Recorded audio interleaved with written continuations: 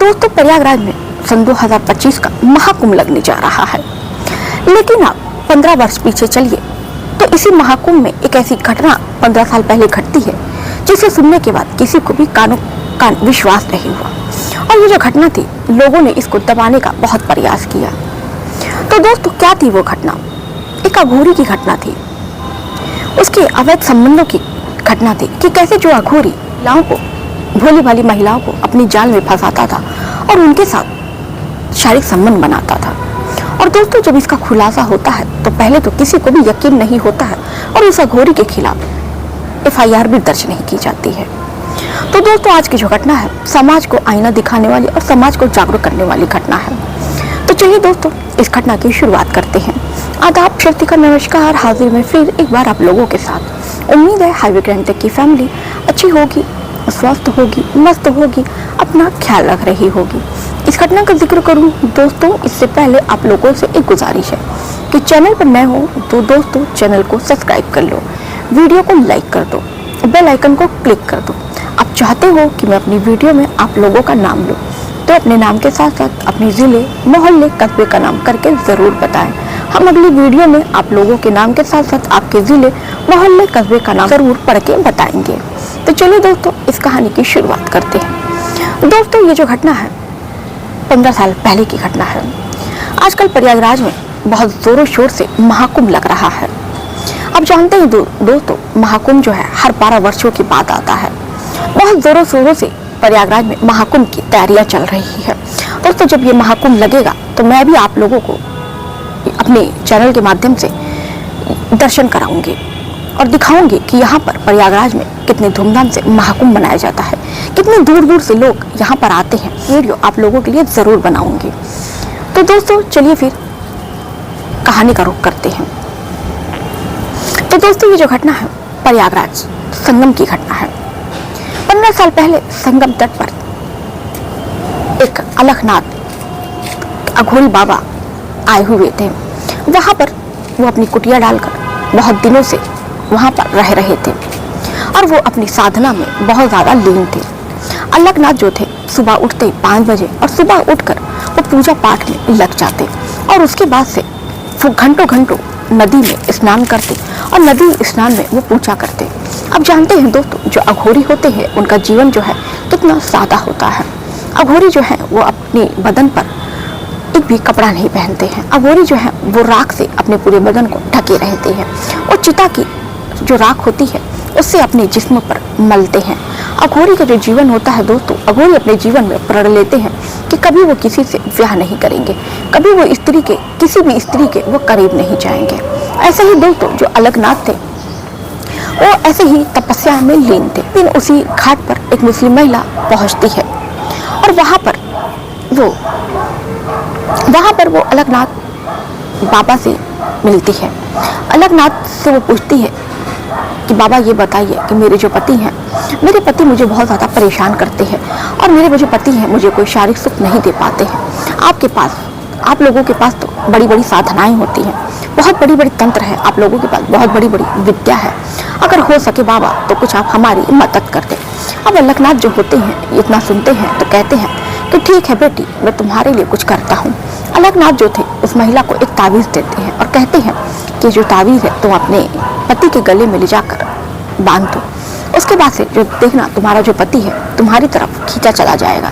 बाद से यहीं से वो जो मुस्लिम महिला थी और बाबा अलखनाथ जो थे अघोरी थे, यहीं से दोनों लोगों की मिलने की, बातचीत करने की शुरुआत होती है।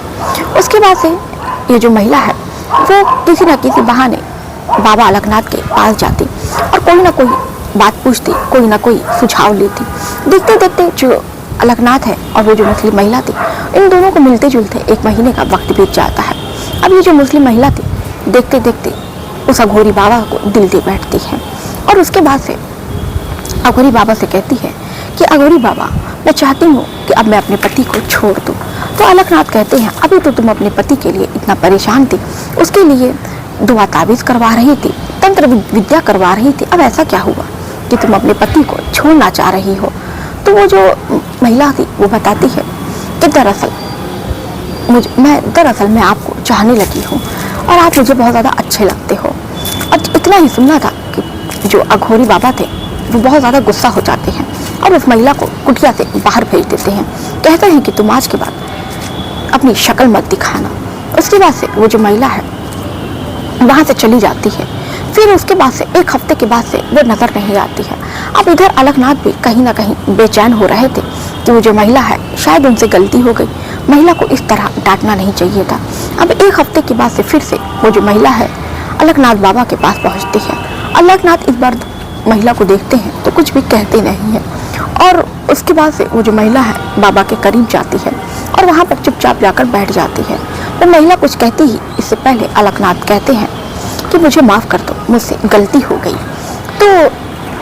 तो वो जो महिला थी इतने में झटपट अलकनाथ बाबा के गले में जाकर उनसे पाँव में पाँव डाल के गले से लिपट जाती है और उसके बाद से रोने लगते हैं। अलकनाथ जो बाबा थे वो भी उसको हटाते नहीं हैं, बल्कि वो भी उसको छूने लगते हैं, वो भी गलत तरीके से। अब वो जो महिला थी वो भी समझ जाती है कि जो बाबा हैं अब वो भी उसके प्रति आकर्षक हो गए हैं। उसके बाद से दोस्तों देखते देखते उसी कुटिया में दोनों के बीच में शारीरिक संबंध बनने लगता है। उसके बाद से ये जो शारीरिक संबंध बनने का सिलसिला है एक बार शुरू होता है तो दोस्तों फिर कभी ख़त्म नहीं होता है। उसके बाद से ये जो महिला है जब उस अघोरी के साथ वो शारीरिक संबंध बनाती है तो उसे बहुत ज़्यादा अच्छा लगता है। अब दोस्तों होता कुछ ऐसा है कि जो महिला है हर रोज़ अपने घर वालों से झूठ बोलकर घाट पर आया करती और घाट पर आने के बाद से बाबा से मिलती, उनके साथ खाना पीना खाती, उनके साथ वक्त बिताती और उसके बाद उसको जब तक वो चीज़ मिल नहीं जाती जिस चीज़ के लिए वो इतनी दूर से घर वालों से झूठ बोलकर आया करती थी तब तक वो घर नहीं जाती। जब तक अघोरी उसके साथ शारीरिक संबंध बनाता नहीं तब तक वो जो महिला है उसी की कुटिया में पड़ी रहती। उसके बाद से जैसे ही ये जो दोनों थे ये दोनों अपना अपना काम कर लेते उसके बाद से जो महिला है अपने घर चली आती। और तकरीबन ये जो सिलसिला है दोस्तों 2 महीने तक चलता है। अब इसका जो पति है इधर परेशान कि आखिर में जो मेरी पत्नी है वो हर रोज़ कहाँ जाती है, कहीं ना कहीं उसको अपनी पत्नी के ऊपर शक होने लगा था।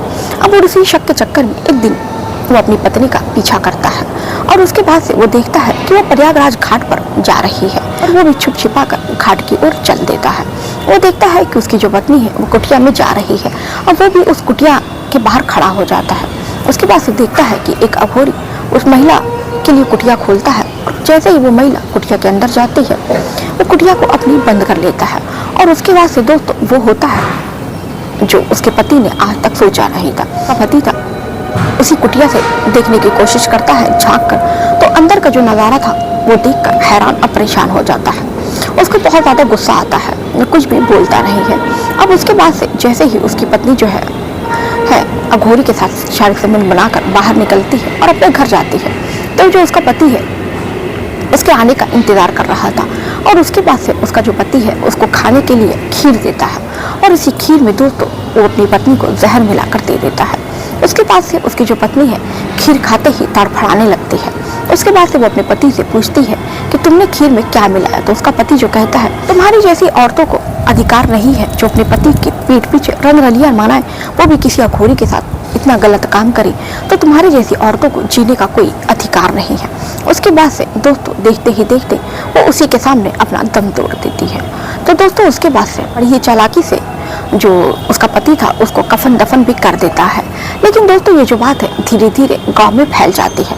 उसके बाद से मोहल्ले वालों में से किसी ने पुलिस में इस बारे में सूचना दे दी कि फला व्यक्ति ने अपनी औरत को मार के और उसने उसको बड़ी चालाकी से गाड़ दिया। अब पुलिस वाले जैसे ये बात सुनते हैं तुरंत वो उस कब्रिस्तान पे पहुंच जाते हैं और महिला की लाश को खनवाते हैं और उसके बाद से उसका पोस्टमार्टम कराते हैं। लाश तो फिलहाल 2-3 दिनों में सड़ चुकी थी, लेकिन फिर भी पुलिस वालों के पास, डॉक्टरों के पास ऐसी टेक्निक है जिससे पता लगाया जा सकता है कि ये जो मरा हुआ है वो कैसे मरा हुआ है, इसके पीछे कारण क्या है। उसके बाद से पता चलता है कि इसको जहर दिया गया है और उसके बाद से उसके पति को गिरफ्तार करके थाने लाती है और थाने में उससे जब वो वजह पूछती है तो जो उसका पति है वो सब कुछ अपने पति की सारी सच्चाई वो बता देता है। पुलिस वालों को भी यकीन नहीं होता है कि आखिर में कोई महिला एक अघोरी ऐसा कैसे कर सकते हैं। अब वो जो पुलिस है अघोरी को भी गिरफ्तार करके थाने लेकर आती है और उससे पूछताछ करती है तो जो अघोरी है वो बताता है कि जब कोई महिला मेरे साथ ऐसा कर सकती है और जो महिला थी वो अपनी मर्जी से ऐसा कर रही थी। उसके बाद से दोस्तों अघोरी से और पूछताछ की जाती है तो खुलासा होता है कि अघोरी ने बल्कि एक महिला के साथ नहीं बल्कि उसका न जाने कितनी महिलाओं के साथ शारीरिक संबंध रहा है। तो दोस्तों ये थी आज की घटना। इस घटना पर आपकी जो भी राय होगी कमेंट में करके अपनी राय जरूर बताइएगा। तो चलिए दोस्तों मिलते हैं फिर ऐसे ही किसी और घटना के साथ।